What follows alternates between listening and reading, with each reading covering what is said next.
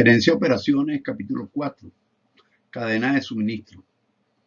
El comercio en la antigüedad.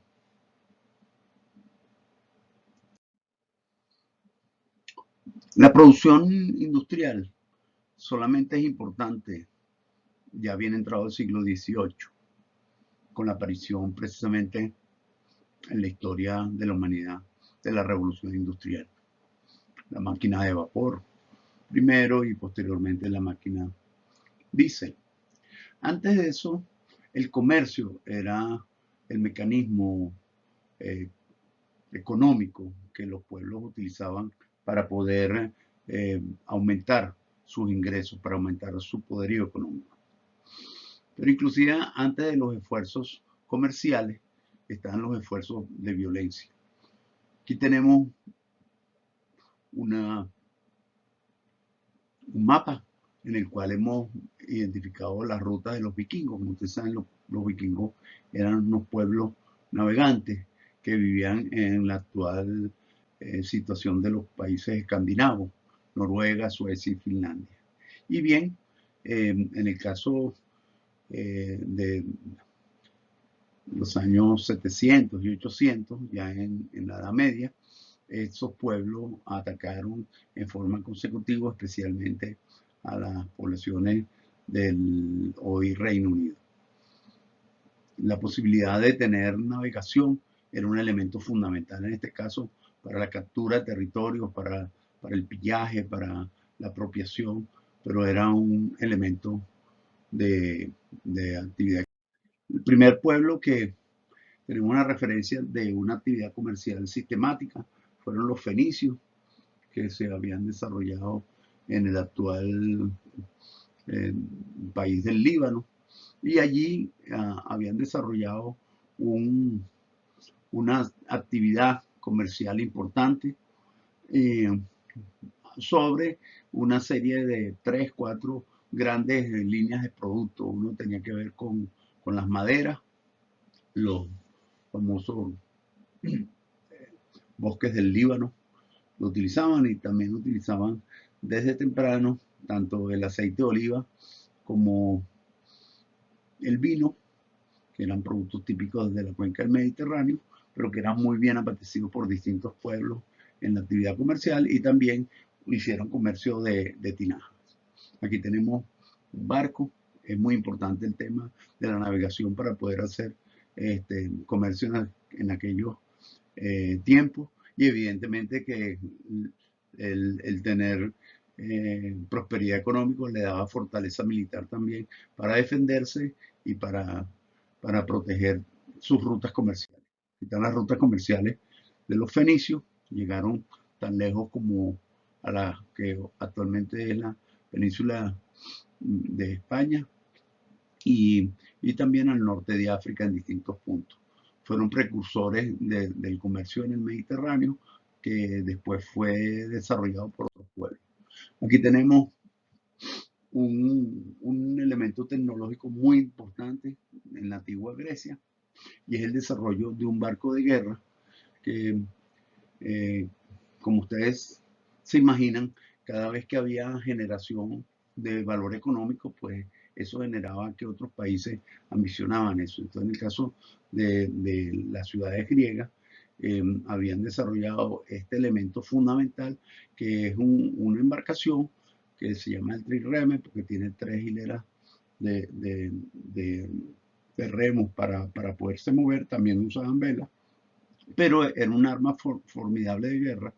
De hecho, se enfrentaron a la flota persa y lo hicieron con éxito. Era una embarcación muy rápida, una embarcación muy ágil para hacer maniobras, y además tenía un espolón en la punta que podía destrozar. Bueno, además de tener una flota de barcos de guerra, desarrollaron una impresionante actividad comercial.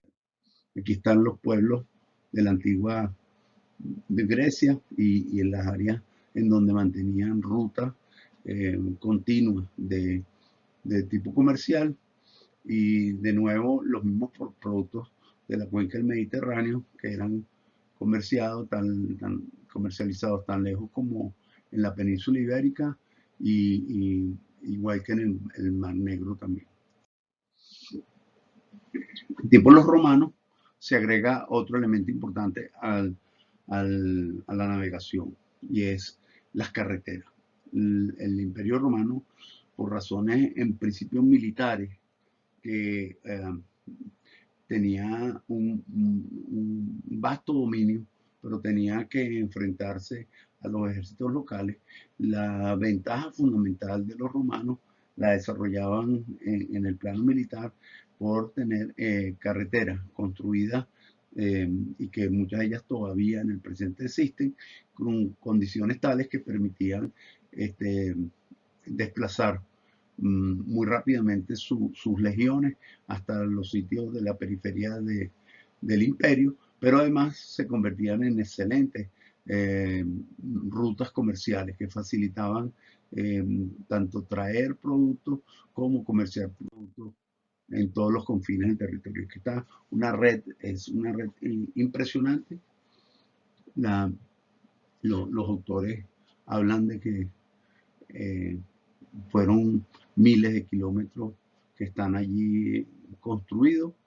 Eso le daba una enorme fortaleza comercial, pero también una enorme ventaja desde el punto de vista militar, porque podía desplazar legiones a lo largo de su imperio en una manera muy rápida y además con bajo desgaste de sus soldados.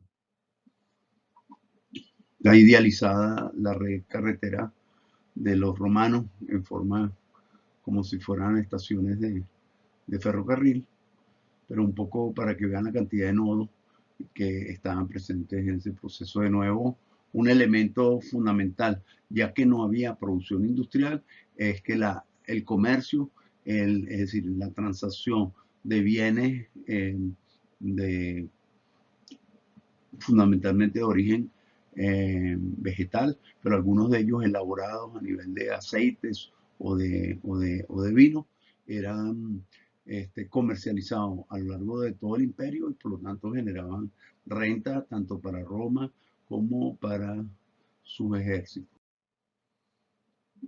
Era una red mixta en la cual se utilizaba tanto las carreteras como aquí vemos una red compleja de puertos que eran abastecidos y soportados. De nuevo, eso explica en gran parte la fortaleza del Imperio Romano para durar tantos siglos, porque tenían este sistema de movimiento, le permitía efectivamente tener un dominio territorial sobre sus enemigos. Pues, llegamos hasta el siglo XV-XVI y allí los portugueses desarrollan una iniciativa, una innovación tecnológica, que es la capacidad de navegar en el océano y de controlar exactamente la forma de medir la altitud y longitud de donde estaban y por lo tanto la posibilidad de hacer viajes muy extensos. Este tema era un verdadero secreto tecnológico que le dio a los portugueses la capacidad efectivamente de llegar hasta el Japón y en consecuencia de eso crear una ruta de navegación que permitiera ser mucho más eficiente que la ruta de la seda para tener acceso a las especies, eran muy demandadas, y también a los productos del Medio Oriente, concretamente la seda y distintos productos que estaban allí. Y nada, entonces eso convirtió efectivamente a Portugal en un enorme imperio. Si bien los españoles estaban haciendo expediciones hacia otra dirección, los portugueses pudieron llegar a las costas del Japón y además tener la capacidad de regresar. Pues, sus barcos generaron toda una ruta tan pronto como a finales de los 1400. Y aquí está representado ese mapa. Otra potencia europea que se desarrolla a continuación es Holanda. Holanda logra dominar la tecnología de navegación. Y aquí ven un poco las rutas que generaron un país de pequeño tamaño. Llegó a ser el primero en fundar lo que actualmente es Nueva York. Este, Conquistaron distintas colonias en el lejano Asia, y eso les permitió tener presencia en posesiones de Asia ya hasta el siglo XX.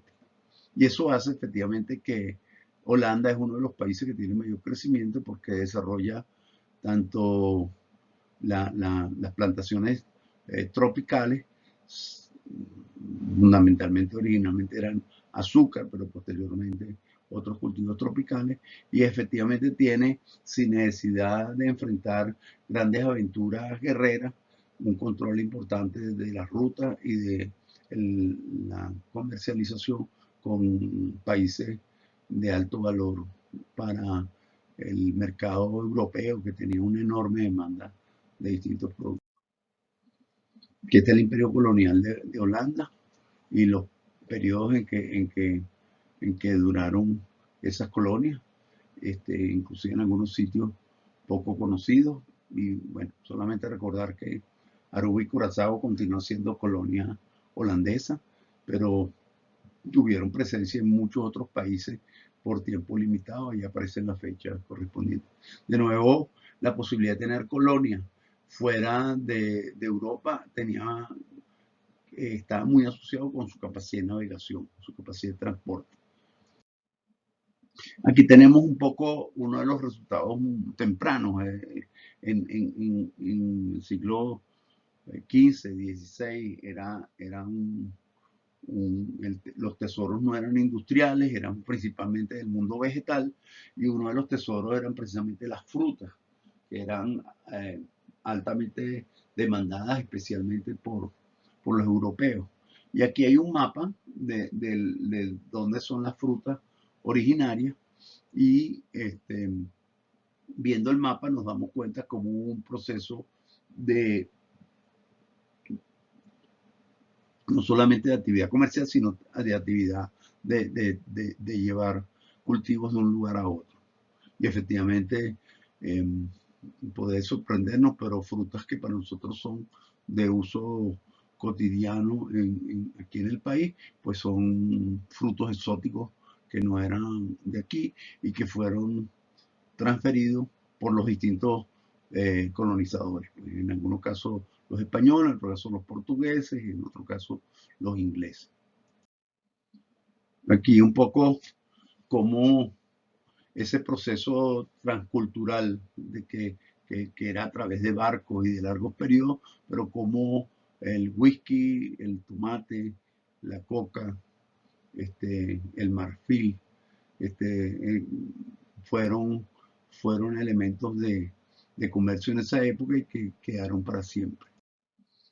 Pues nada, eso mismo que hicimos con las frutas, aquí lo tenemos en, en otros productos de tipo animal y vegetal, y que explican un poco cómo efectivamente el, el- el mundo desde, desde el siglo XV comienza a ser una aldea en la medida que haya posibilidad de transporte, y eso que ocurrió en aquella época y que se explicó como eh, cultivos tropicales este, fueron trasplantados a otros países. En este momento son importantes para la dieta de otros pueblos. Eso mismo está ocurriendo en los tiempos que nos tocan vivir, en donde las distancias se redujeron con los viajes aéreos y con las comunicaciones. Al final, esto mismo que pasó con los alimentos hace entender que ningún país puede considerar que sus fronteras van a protegerlo de la competencia, porque la competencia por los bienes es mucho más antigua, y este mapa es una señal para que lo vean.